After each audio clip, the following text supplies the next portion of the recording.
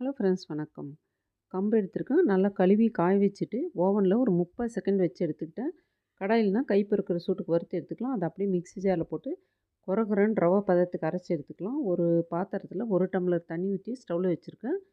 ஒரு சின்ன பவுலில் 1½ டேபிள் ஸ்பூன் கம்பு நெய் போட்டுட்டு, கொஞ்சமாக தண்ணி ஊற்றி நல்லா கலக்கி வச்சுக்கலாம். தண்ணி கொதிக்கிற ஸ்டேஜில் நம்ம கலக்கி வச்சுருந்ததெல்லாம் அப்படியே தண்ணியில் கொட்டிடலாம். நல்லா கிண்டி விட்டுக்கலாம். ஒரு ஸ்பூன் போட்டு அடி பிடிச்சிரும். 2 சிட்டிகை உப்பு போட்டிருக்கேன். நல்லா கலக்கி விட்டுறலாம். பாருங்க நல்லா சலசலன்னு கொதிக்கணும். இந்த ரெசிபியும் ஒரு சிஸ்டர் கேட்டிருந்தாங்க. அவங்களுக்காக செய்திருக்கேன். நல்லா இந்த மாதிரி கொதிக்கணும். நல்லா கொதிக்கும்போது நல்ல ஒரு ஸ்மெல் வரும் நம்மளுக்கு. ஒரு 5 நிமிஷத்துக்குள்ளார கஞ்சி ரெடி ஆகிடும். ஏன்னா நம்ம கம்மியாக தான் கம்பு நெய் போட்டிருக்கோம்.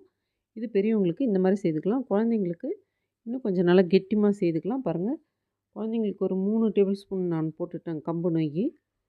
செர்லாக் மாதிரி அப்படியே எடுத்து வாயில் ஊட்டுறதுக்கு இந்த கம்பெனி கஞ்சி வந்து எங்கள் பேரனுக்காக நான் செய்திருக்கேன். பெரியவங்களுக்கு குடிக்கிற மாதிரி செய்துக்கலாம். குழந்தைங்களுக்கு இந்த மாதிரி கெட்டியாக செய்து அப்படியே கொடுத்துர்லாம். இதனோட தயிர் சேர்த்து சாப்பிடுங்க, சூப்பராக இருக்கும். இந்த ரெசிபி ஒரு சிஸ்டர் கேட்டிருந்தாங்க, அவங்களுக்காக செய்தேன். தேங்க்யூ.